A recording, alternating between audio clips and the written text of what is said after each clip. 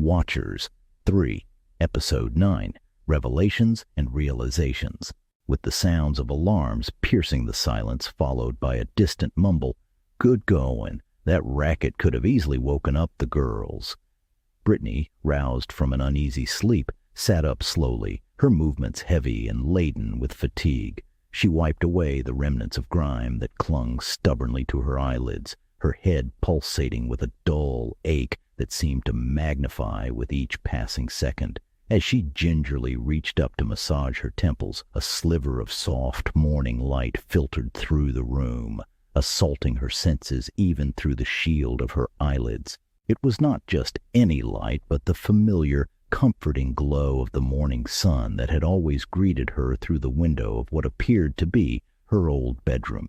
She hesitated for a moment, disoriented, letting her eyes adjust to the brightness. The room slowly came into focus, revealing the details that marked it unmistakably as her own. Her gaze swept over the worn edges of her desk, the posters that adorned the walls, echoes of her teenage years staring back at her. There, in the corner, was the old overstuffed chair, draped with the quilt her grandmother had made. Everything was as it should be, as if the room itself had stood still in time, waiting for her return. In a mix of astonishment and disbelief, Brittany swung her legs over the edge of the bed, her feet making contact with the cool, familiar floor. She sat up, taking a deep, steadying breath, the air filled with the enticing aroma of bacon, a scent that instantly evoked memories of weekend mornings. The muffled conversation became clearer, the sound of her parents' voices drifting from the kitchen down the hall, a comforting backdrop to the surreal sense of displacement she felt. Her dad's voice, light-hearted and dismissive, floated to her ears. "I doubt that woke them up, honey."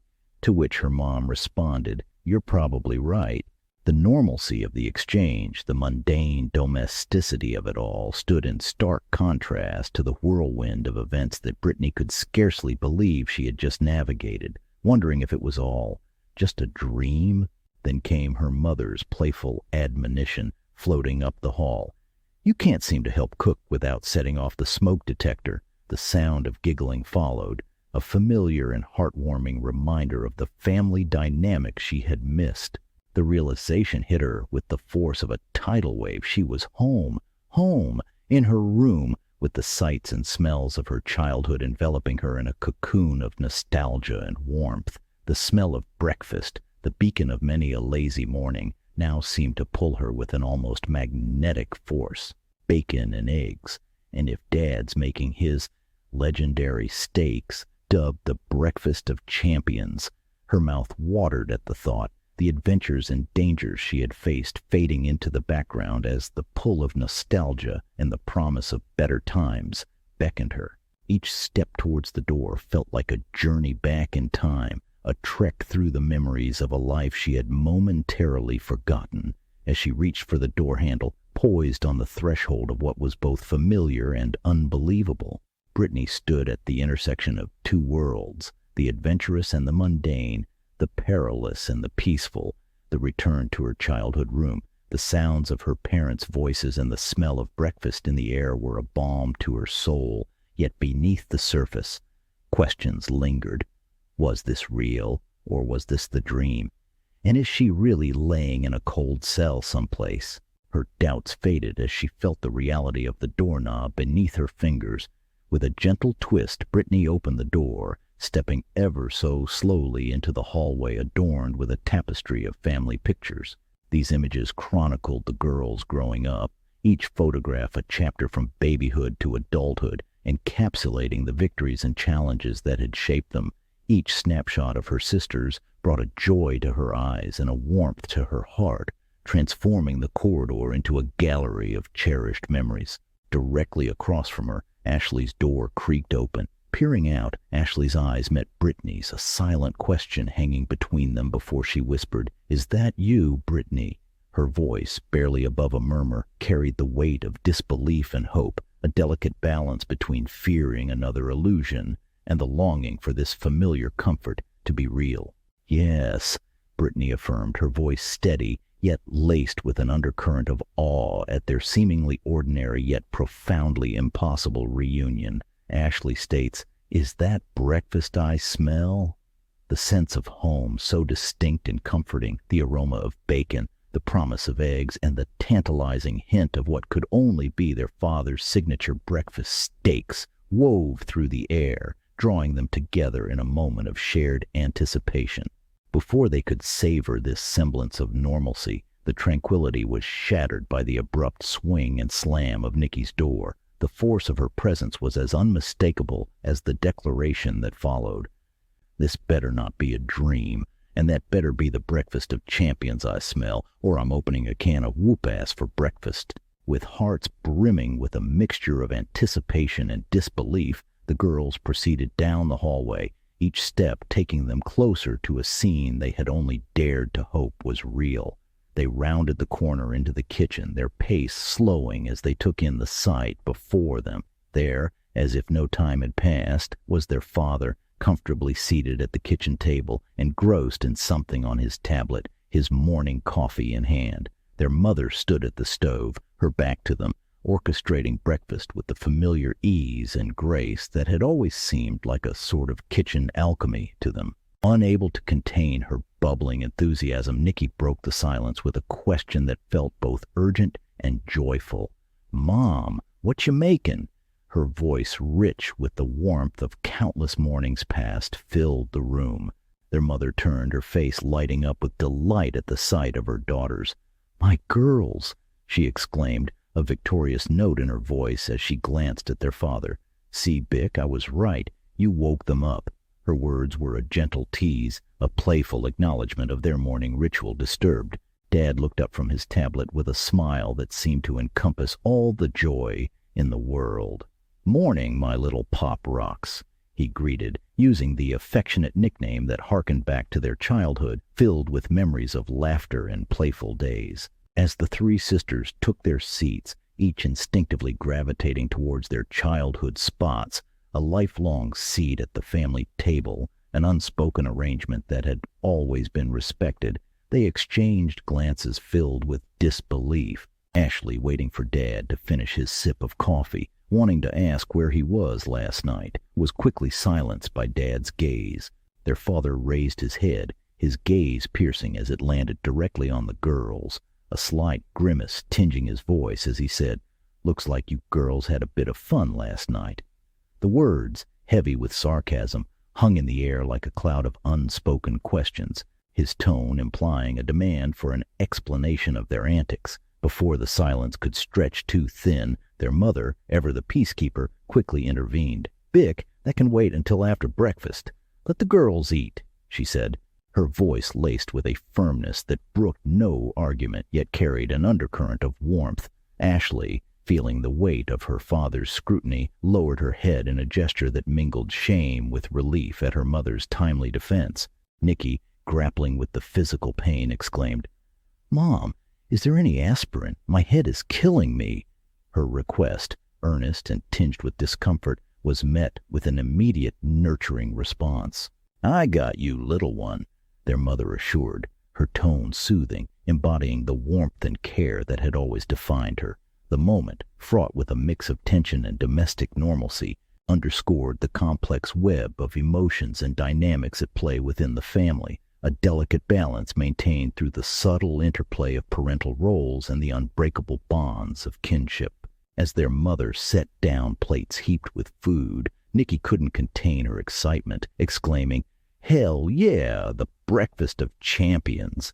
Her outburst earned a swift, light smack on the back of her head from her mother, who admonished, "Watch your language at my table, little one," though her eyes twinkled with affection as she passed by. Nikki's head dipped in a bashful acknowledgement of her slip, a faint blush coloring her cheeks.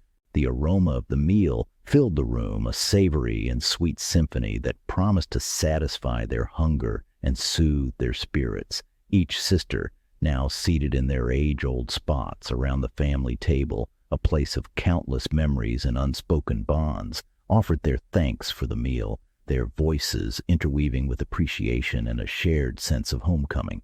As they dug into their plates, the conversation turned to the meal's components, their curiosity piqued by the exceptional flavors. "Mom, what kind of bacon is this?"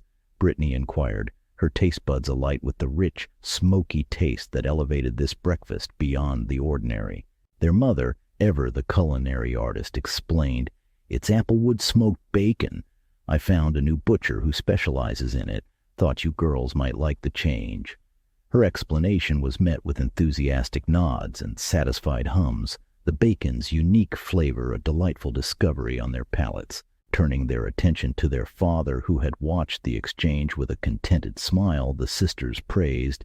"Dad, the steaks are perfect as always." Ashley added, "We always brag to our friends about this meal. It's not just food. It brings back so many memories." As breakfast progressed, the conversation naturally meandered back to the tapestry of childhood fun, games, and activities that had colored their early years. Each story told was a portal back in time, unlocking laughter that echoed through the house, resonating with the warmth and joy of days long past.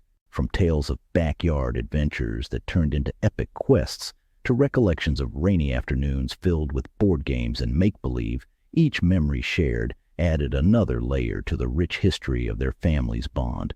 Laughter was abundant as they recounted the mischievous escapades and the imaginative endeavors that had defined their upbringing. This true breakfast of champions indeed lived up to its name, satisfying not just their physical hunger, but, more importantly, tapping into the unforeseen power to reconnect them with the cherished memories of days gone by and inspired dreams of what could still be. In these moments, surrounded by the laughter of loved ones and the comfort of home, they were reminded of the simple yet profound joys that form the foundation of life's most meaningful experiences. After assisting with the breakfast cleanup, their mother's voice, measured yet firm, broke through the routine. "We would like to have a talk. Would you girls go to the living room, and your father and I will join you in a moment?" With a sense of unease threading through their compliance, the sisters migrated to the living room, a space that had always been a haven for family gatherings and light-hearted chats. Now, it felt like the prelude to something far more consequential. Settling into the familiar cushions, Ashley broke the silence, her voice tinged with confusion. "I had some weird dreams last night." The statement, simple yet loaded, seemed to hang in the air, resonating with an unspoken acknowledgement from her sisters.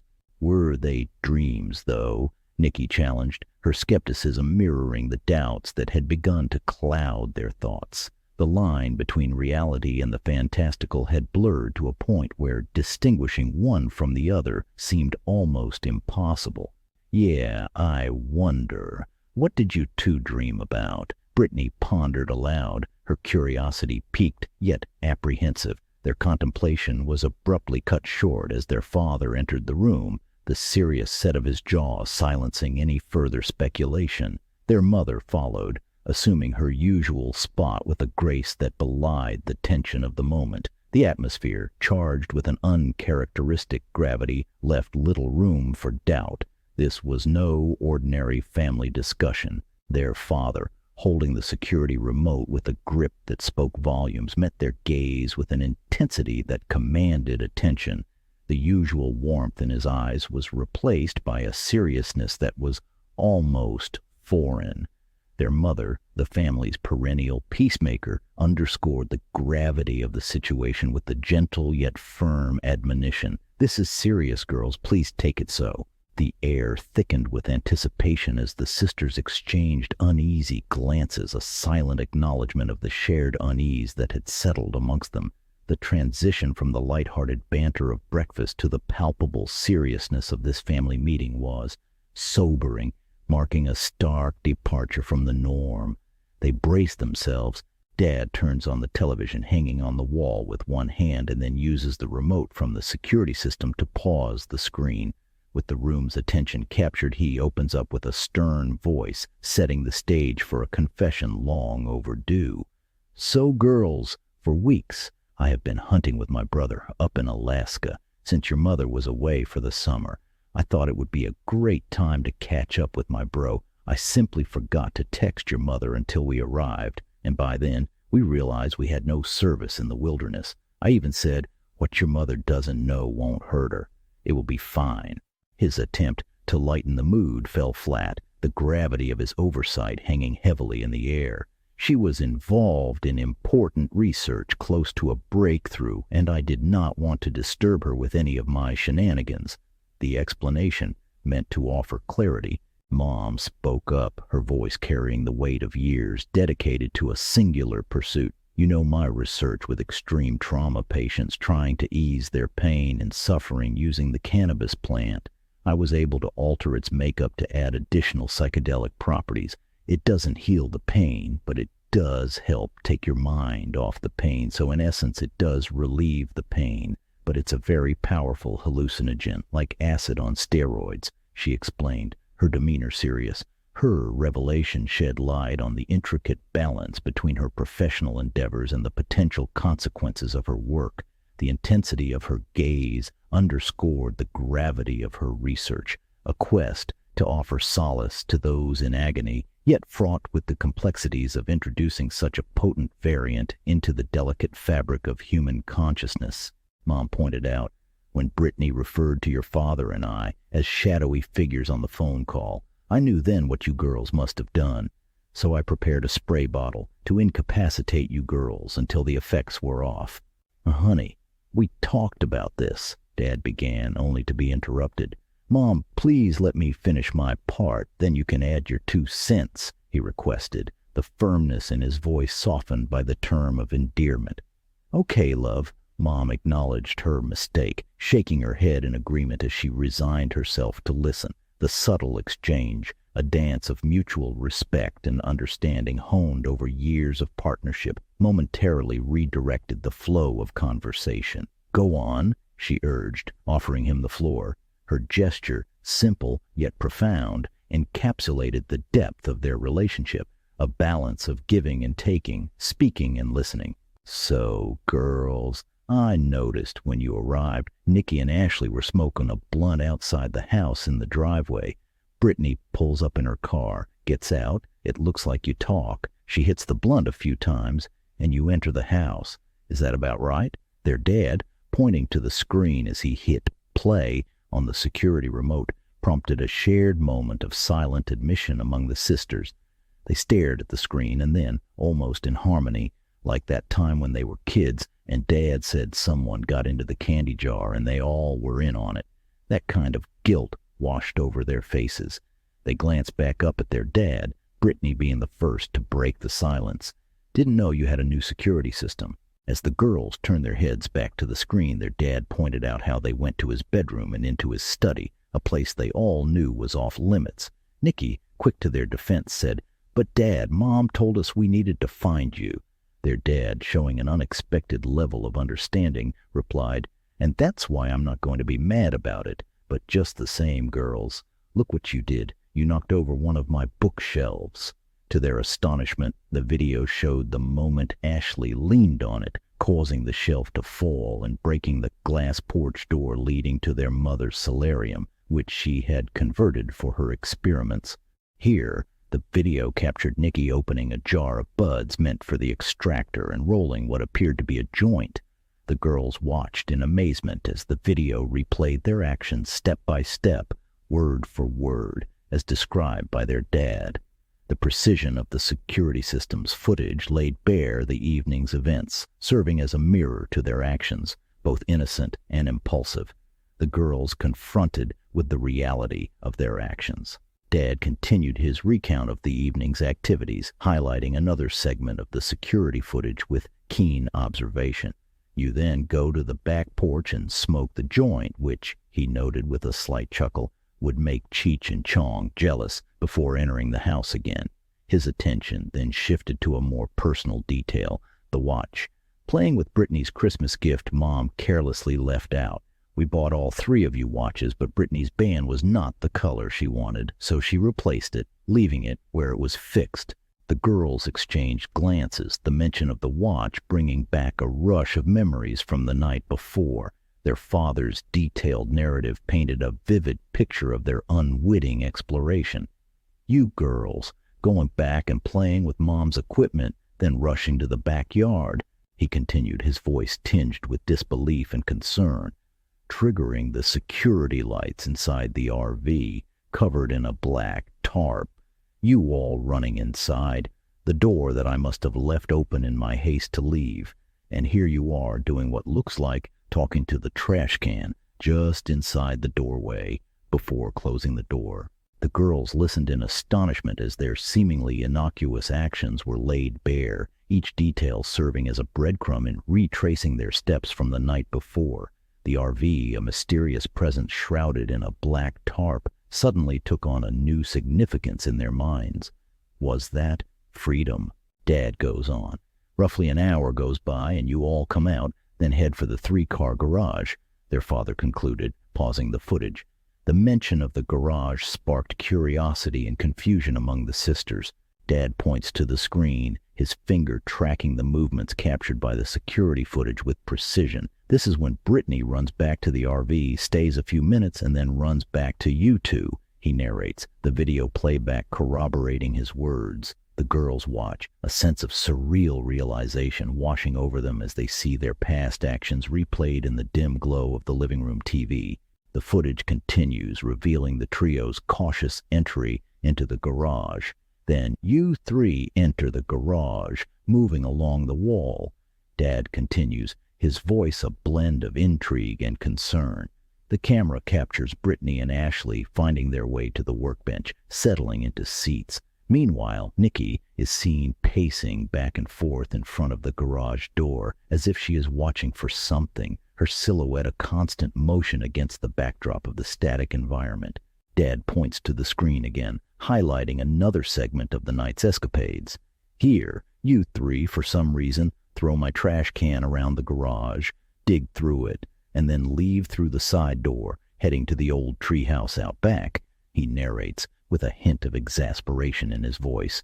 The footage reveals the treehouse in the distance, a solitary light flickering in its window, an inviting yet mysterious beacon in the night. You three go in, and I see kids in the window retrieving their toy drones. Dad continues, his commentary painting a vivid picture of the scene unfolding. He points to the screen once more, where the footage captures a sudden turn of events. And then, he says, the amusement barely contained in his voice, just to see you three chase the neighborhood kids dressed in costumes, clearly playing out of the treehouse in fear for their lives. The girls watch, a mix of disbelief and dawning realization on their faces as their nocturnal mischief takes on a comedic turn. The video shows them, albeit unwittingly, becoming the specters in the night that sent the children scattering, their play interrupted by the unexpected intrusion. Mom interjects, her tone light but carrying a note of reprimand. I got calls this morning. Dad reminds her gently, you will have your turn, love.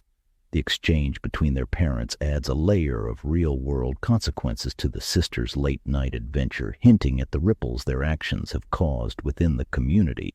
The footage reveals a curious sequence of events, capturing the girls heading back to the RV, huddling together as if running from something. They went inside the RV. Few minutes goes by, and they leave. Their next destination was the newly dug drainage ditch along the road, a place that seemed to hold some inexplicable allure for them in the moonlit hours. With the same spontaneous energy that had characterized their earlier escapades, they ventured back into the garage through the main door, where Ashley was seen fiddling with the laptop left on the workbench, her fingers dancing over the keys with a purpose that remained a mystery. On the screen you could see Brittany answering her cell phone, only to be greeted by voices she would later refer to as shadowy figures. Confusion and suspicion mingled in her response before she abruptly hung up, dismissing the call with a sense of unease. The scene then shifted dramatically as captured by the security footage. A car pulled up to the garage, its door slowly swinging open to reveal a scene shrouded in mist and fog. From the car emerged Mom, Dad, his brother, and his wife, all donned in black trench coats, moving with purpose towards the garage where the girls awaited. The atmosphere, thick with anticipation, grew tense as Mom, aware of the girls' altered state, approached with a solution in hand. She sprayed a substance in their faces, a gentle yet firm intervention meant to induce sleep, to shield them from the effects of their unintended journey. As the girls succumbed to the induced slumber, their parents and aunt and uncle retreated into the house, preparing a safe space for the sisters to rest and recover from the night's unforeseen adventures. Meanwhile, the security footage continued its silent vigil, capturing the return of the neighborhood kids to the garage. Their playful antics resumed as they locked the girls up in the kennel out back, a prank born of the night's earlier escapades. Minutes later, they returned for Ashley, now that they seemed to be awake, escorting her to the treehouse in a continuation of the evening's playful mischief. The video footage shows Nikki and Brittany skillfully undoing the latch. The two follow the trail left by the children, navigating the drainage ditch with a mix of determination and stealth.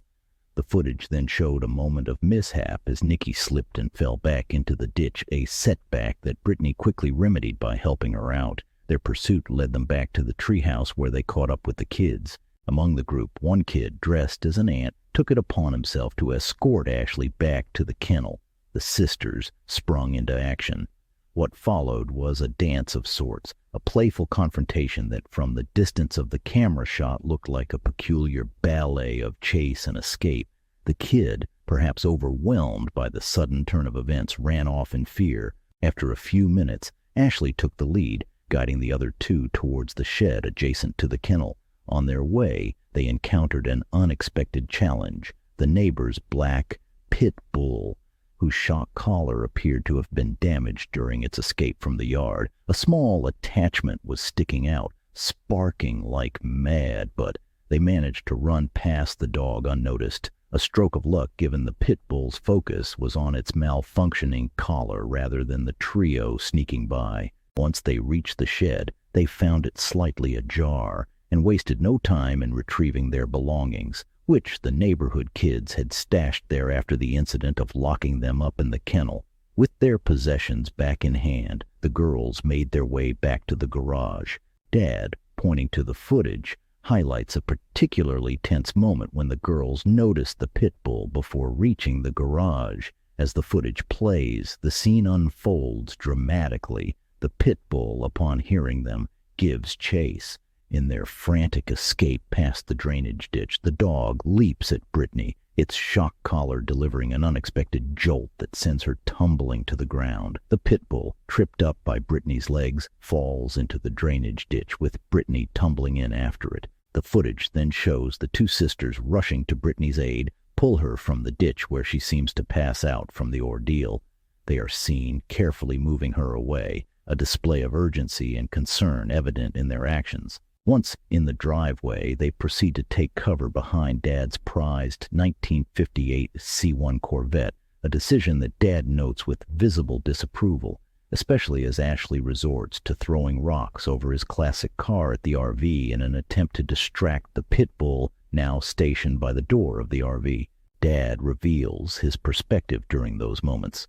When we realized you were missing from the garage, I started searching for you. Your mother and aunt were busy making up your bedrooms. The next part of his recount brings a serious note to the conversation, explaining the measures taken upon their return.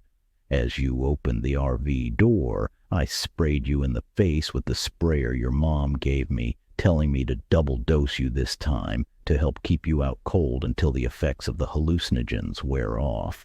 Dad said, "Now to let your mother talk," he announced, moving to his chair with a mixture of reluctance and respect, ceding the floor to the matriarch of the family.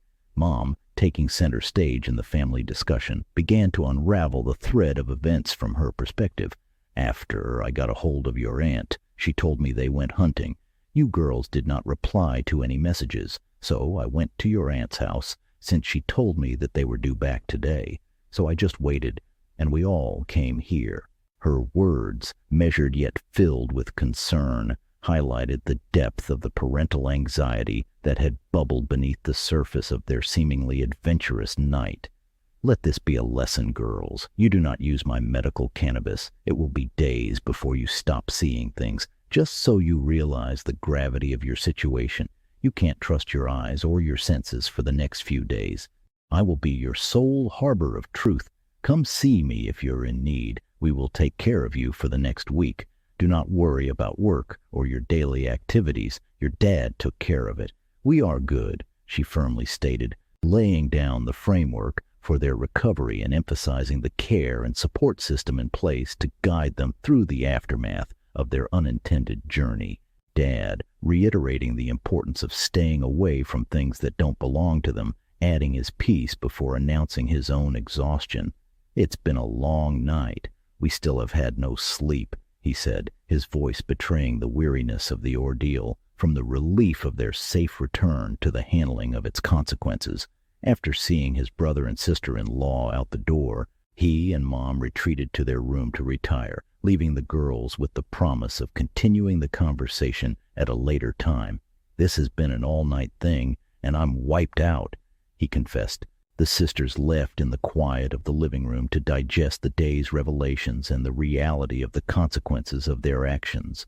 The family's collective ordeal, marked by fear, relief, and now the process of understanding and reconciliation.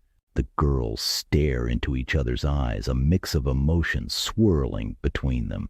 Brittany speaks first, her voice tinged with remorse. "I'm so embarrassed," she confessed, the weight of their parents' disappointment pressing down on her. Ashley quickly joins in, echoing the sentiment. "I know, right? We let Mom and Dad down with our shenanigans this time." The air between them is thick with a shared sense of culpability, each feeling the sting of their actions more acutely in the aftermath of their family meeting. Nikki, unable to contain her restlessness, chimes in. "I'm shaking. I'm so upset with myself. I need to smoke. Where's my bag? I'm heading to the back porch." Her ramblings, a testament to her struggle to cope, hang in the air, a stark reminder of the coping mechanisms that had led them astray. Brittany, with a sister's concern, gently reminds her, "Hey, you do know that's what got us into this mess, right?" The question isn't accusatory, but rather an attempt to grapple with the reality of their situation, the choices that had spiraled into an unforeseen adventure. Ashley, ever the mediator, poses a question to Brittany with a light smile. "Are you blaming Nikki or the weed?" Her attempt to diffuse the tension comes with an offer of solidarity. "What can it hurt now? I'll join you, Nikki." Her words, while impulsive, reflect a desire to stand by her sisters, regardless of the circumstances. Ashley gets up, her decision made, leaving Brittany with a moment of reflection before she concedes. "Is that your weed or Mom's?" Nikki replied. "My personal homegrown." "Brittany, I guess we chat on the back porch then." Her agreement, reluctant yet resolute, signifies a collective move toward understanding and support, even in the face of their recent missteps. The girls gather around the back porch, a scene so familiar yet so new at the same time, with the heavy weight of recent revelations hanging over them. Ashley breaks the silence with a call to action. "Well, fire that up, Nikki." Her voice cuts through the tension, a throwback to simpler times that now seem worlds away. Nikki responds by diving into her bag, a veritable treasure trove that seems to contain her entire world. Ashley watches with an impish grin. "Great, it'll be Christmas before you find your stash in that suitcase." The jest draws a laugh from Brittany, who then playfully inquires, "Why do you need such a big bag, hun?" Nikki looks up, her expression a mix of defensiveness and pride. "Not all of us need things, love, so I keep my stuff in here, you know. Almost all of it. I am a minimalist," she declares, her tone serious. Ashley bursts into laughter, spitting her drink halfway across the porch as she exclaims, "Minimalist! Look at the size of that bag." The irony of Nikki calling herself a minimalist while lugging around a bag large enough to fit a small arsenal is not lost on her sisters, sparking a moment of genuine amusement. Nikki, not quite enjoying the irony as much as her sisters, but unable to resist a smile, retorts with a smirk, "I know. I have a couple more pre-rolled blunts in here. Give me a minute." "Brittany, my head still hurts. I thought it was a dream," Brittany confesses, her voice laced with a mix of confusion and pain. Ashley, ever the analytical one, offers her perspective. It's more like a mass hallucination. With the aid of drugs, we convinced each other of what we were seeing. From the scientific point of view, I can't help but find it fascinating. Just as the conversation delves into the realms of disbelief and wonder, Nikki exclaims, "Here, I found it." She hands a blunt to Ashley, who looks at Nikki with astonishment. "What am I supposed to do with this?" she asks, half amused, half perplexed. "Smoke it, silly," Nikki replies nonchalantly. Brittany, ever observant, adds with a smirk, "You forgot the light again, Nikki." Ashley chuckles, pointing out an amusing truth. For someone who smokes, Brittany is right. You never have a lighter. Nikki responds with a slight grimace, reaching back into her seemingly bottomless bag. Yeah, I always have a light," she insists, her search becoming more frantic and tinged with attitude. As the search drags on, Brittany turns to Ashley, half joking, half serious. "You were correct. We'll be here all night. I'm investing in some lighters to leave out here." Their laughter fills the porch, a moment of levity amidst the confusion. Brittany, barely able to contain herself, expels. "Nikki reminds me of Mary Poppins. She also has a magic carpet bag that contains anything one might need." Ashley, wiping a tear from her eye from laughter, states, "Stop it, Brittany, you're making my side hurt." However, their amusement is cut short when Nikki suddenly shouts out, "No, just no! I said nope, that's not real." Her sister's attention snaps to her as she slowly lifts an object out of her bag, presenting it with a sense of wonder and disbelief. It's the replicator bong, an item that until this moment they had all assumed was part of their shared hallucination. Brittany and Ashley stare in total disbelief, the reality of the situation dawning on them. Ashley, in a moment of epiphany, bellows out, "Holy bat balls, Mom and Dad are liars!" This chapter ends on a cliffhanger, the revelation of the replicator bong not only confirming the reality of their adventures but also casting doubt on their parents. The sisters, united in their astonishment, are left to grapple with the implications of this discovery, their trust shaken and their curiosity piqued. What had started as an evening of unintended consequences has morphed into a journey of revelation. This is not goodbye, nor the end. Until the story continues, my friends. B.N.Rocker.